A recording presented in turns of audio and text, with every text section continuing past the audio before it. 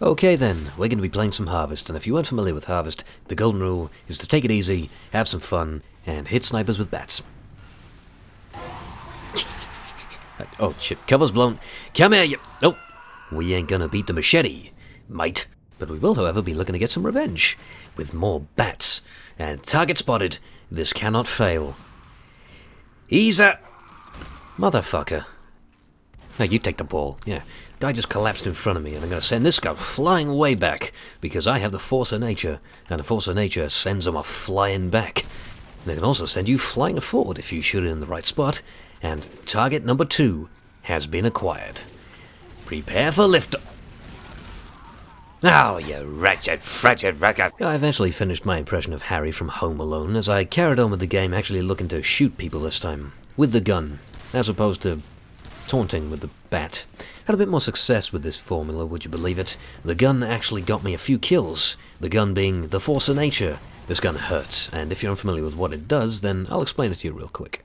So if you've seen my previous videos about the default scattergun, you'll know that it has 6 shots in it before you need to reload. It does pretty good damage too.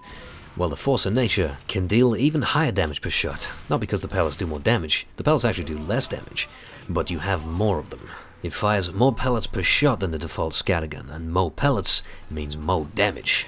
The downside is that the force of nature is double-barreled. Where the default scattergun can pump out 6 shots before it needs a reload, the force of nature can only manage 2 before it needs to be loaded again. And having to reload after every 2 shots can be difficult.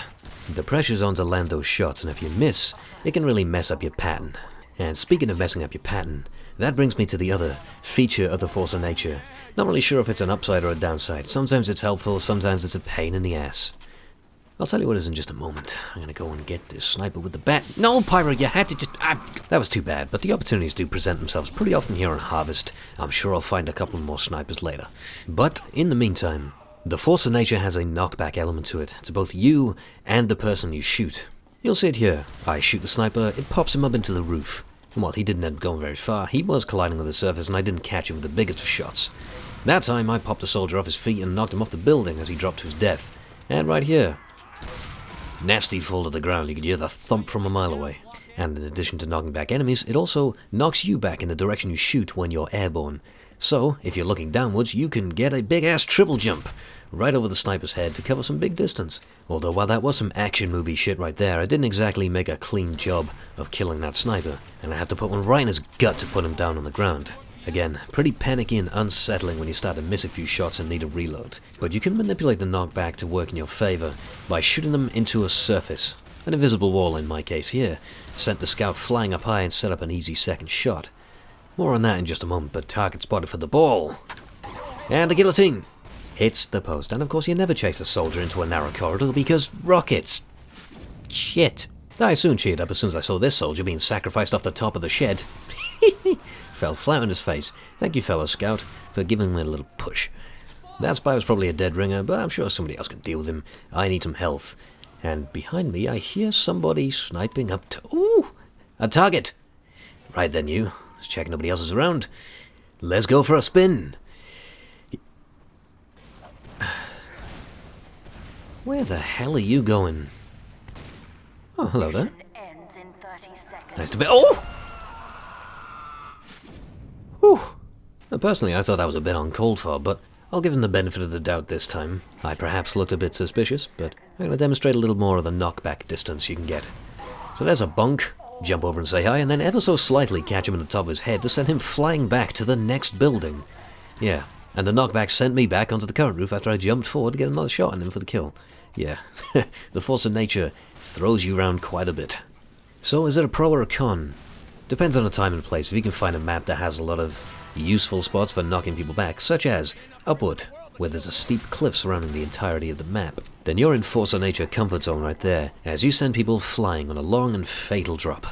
And if you can learn to position yourself to shoot people towards a wall, you'll set up an easy shot as they're pretty much locked horizontally, which simplifies your aim spectacularly.